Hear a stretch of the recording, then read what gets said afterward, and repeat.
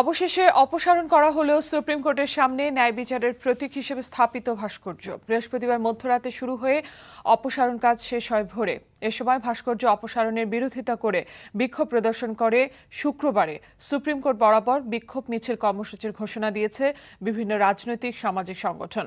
এদিকে ভাস্কর্যটি সুপ্রিম কোর্টের অ্যানেক্স ভবনের সামনে পুনঃস্থাপন করা হতে পারে বলে জানিয়েছেন ভাস্কর্যটির স্থপতি মৃণাল হক। মিজান রহমানের রিপোর্ট। গত ফেব্রুয়ারি মাস থেকে সুপ্রিম কোর্টের সামনে গ্রিক দেবীর মূর্তি স্থাপন করা হয়েছে এমন দাবি করে এর অপসারণের দাবি করে আসছিল হেফাজতে ইসলাম সহ ধর্মভিত্তিক নানা সংগঠন। এবছরের রমজানের আগে ভাস্কর্য অপসারণের সময়সীমাও দিয়েছিল ওই সব সংগঠন। এমন দাবির প্রেক্ষিতে অপসারণ করা হয়েছে শিল্পী মৃণাল হকের গড়া ভাস্কর্যটি।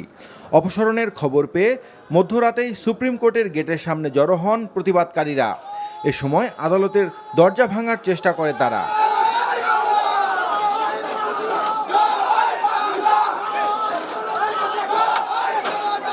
ভাস্কর্য অপসারণের বিরোধিতাকারীরা প্রধান ফটক ও সামনের রাস্তায় অবস্থান নেন।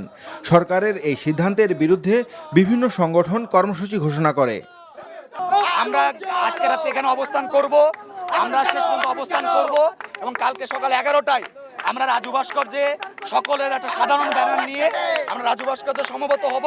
হয়ে রাজু ভাস্কর্য থেকে আমরা এই সুপ্রিম কোর্ট অভিমুখে বিক্ষোভ মিছিল নিয়ে এখানে আমরা অবস্থান করব।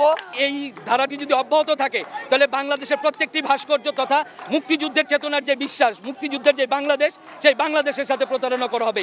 এই বাংলাদেশের জন্য 30 লক্ষ মানুষ শহীদ হয়নি। এটা তো বাঙালি মেয়ে, এরা বিচার করতেছে, দাড়িপাল্লা আছে, এটা ভাঙতে হবে এমন কি হয়ে গেছে বলেন আপনি? আমি এটা ভাঙার কিছু দেখতেছি না।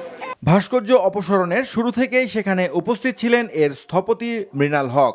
বলা হয়েছে আমাকে চাপ দিয়ে সরানো হচ্ছে, সরাতে বাধ্য হচ্ছে। আরেকজন সরাতে যাবে, দেখা যাবে ভাস্কর্য ভেঙে চুরে নষ্ট ধ্বংস হয়ে যাবে, অ্যানেক্স বিল্ডিং এর সামনে বসতে পারে। এছাড়া ভাস্কর্যটিকে গ্রিক দেবীর মূর্তি বলে অপপ্রচার চালানো হয়েছে দাবি করে এই ভাস্কর বললেন, এটা আসলে গ্রিক কোনো দেবীর মূর্তি নয়।